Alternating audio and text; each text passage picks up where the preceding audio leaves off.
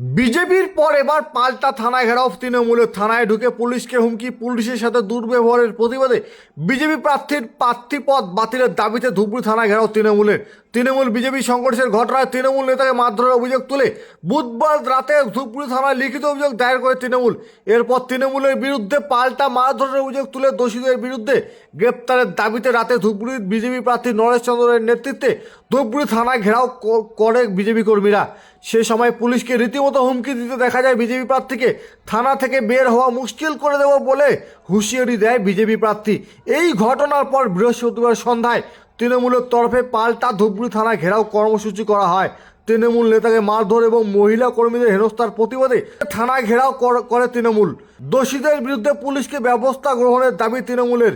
পাশাপাশি তৃণমূলের অভিযোগ, বিজেপি প্রার্থী যেভাবে পুলিশকে অপমান করেছে, হুমকি দিয়েছে, নির্বাচন বিধি ভঙ্গ করেছে বিজেপি প্রার্থী, ধূপগুড়ির পরিবেশ নষ্ট করেছে, সেজন্য তার বিরুদ্ধে ব্যবস্থা গ্রহণের দাবি জানানো হচ্ছে। তৃণমূলের দাবি, অবিলম্বে বিজেপি প্রার্থী নরেশ চন্দ্র রায়ের প্রার্থীপদ বাতিল করতে হবে। এই বিষয়ে তারা নির্বাচন কমিশনের দ্বারস্থ হবে বলে জানা গিয়েছে।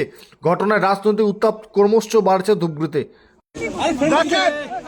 আজকে সবই দুর্ভাগ্যজনক যে বিজেপির পদপ্রার্থী নরেশ রায় যেভাবে একজন সৈনিক হিসাবে পরিচয় দিয়েছেন এবং তিনি পুলিশে ট্রান্সফার করে দেবেন সেই কথা বলেছেন, ধূপগুড়ি মানুষ দেখেছে।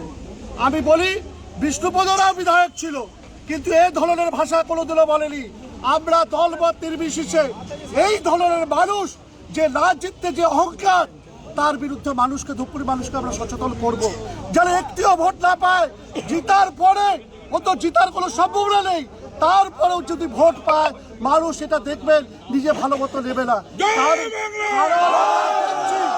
আমরা দেখছি যে মানুষ নিজে বলে আমি একজন সৈনিক, সৈনিক কিভাবে কথা বলতে লাগে। একজন উর্দি পড়া অফিসারকে আইসিকে যেটা বলেছে, ভারতবর্ষে গণতন্ত্রে সেটা হয়নি। তাই আমরা সরাসরি বলছি যে নরেশ রায়ের পদপ্রার্থী বাতিল করতে হবে। আমরা কালকে ইসডো ম্যাডামের কাছে অ্যাপয়েন্টমেন্ট নিব, যেহেতু উনি আরোকে বলবো যে নির্বাচন কমিশন কি উনার আন্ডারে চলে সেটা জানবার।